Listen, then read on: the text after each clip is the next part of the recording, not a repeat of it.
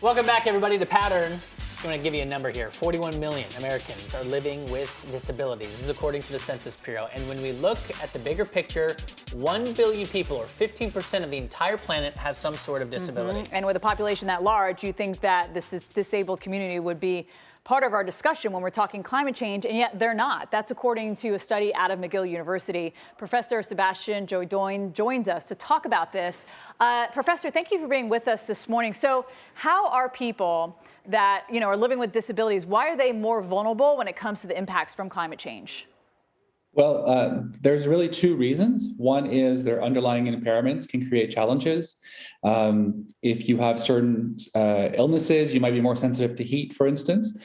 But the main reason is that we have inaccessible readiness plans, inaccessible emergency and evacuation plans. And we've seen that over and over again, even in wealthy developed countries like the United States or Canada. So your report kind of just breaks that down for us, and kind of breaks down too that a lot of us are just ignoring, the folks with disabilities when they're trying to make plans for climate change. How do we come to the table and make sure we bring this topic up when we're talking about climate change remedies? Well, there's lots of expertise in the disability community around how to design spaces and programs that are accessible and inclusive. And really, it's incumbent on the climate policy experts and activists and policymakers to consult and involve people with disabilities. And in fact, the United States is actually the law. So the Americans with Disabilities Act very clearly states a number of requirements that have not been followed over and over again in a number of severe weather events that we've seen in the United States. Yeah, it's been a fight for a long time to make sure everyone is created equal. Let's talk about finding accessible housing and transit. What are some ways that we can make housing and transit both accessible and climate friendly at the same time?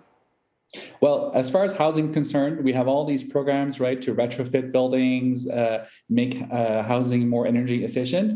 If we're going to be doing that and rolling out these plans and these subsidies, we should also be trying to make houses more accessible and buildings more accessible at the same time. It just doesn't make sense to have one renovation crew come in and change the building in this way and then 2 years later do it in another way.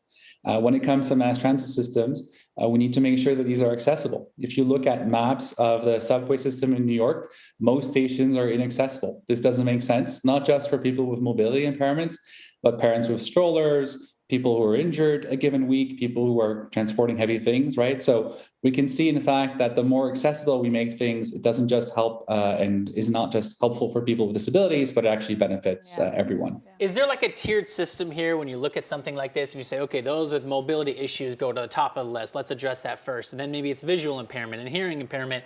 And then I guess there's something called invisible disability. So how do they go through? Because there's a lot we could list here. How do you do everything for everybody?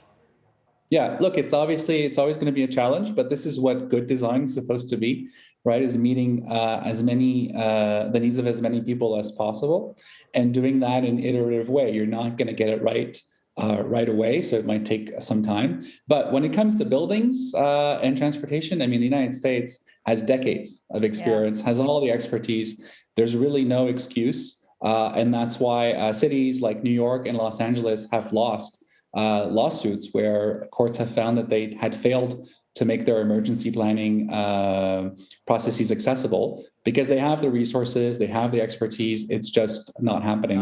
Yeah. Now, is there anything us as individuals can do to help this cause, or is this an issue that we just have to go to our government leaders for and they have to do it?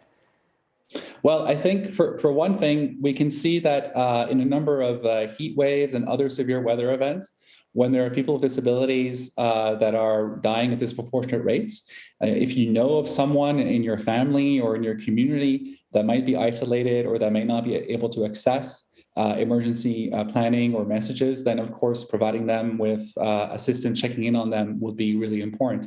But yeah, basically it's putting pressure on policymakers, but also environmental campaigners who also haven't really done a lot of work to build bridges to the disability community. Yeah, I'm glad you came on, Professor Sébastien Jodoin, because, thank you, by the way, Canada Research Chair in Human Rights, Health, and Environment at McGill University, because I'm thinking of all the conversations I've had It's never been brought up. It hasn't been part of Yeah. the conversation. And so I'm going to now make sure that I bring it up in the conversations that I'm having. I remember there was a nonprofit that I was on the board at that deals with just this, but it's more like getting those with disabilities in the job force and being very inclusive.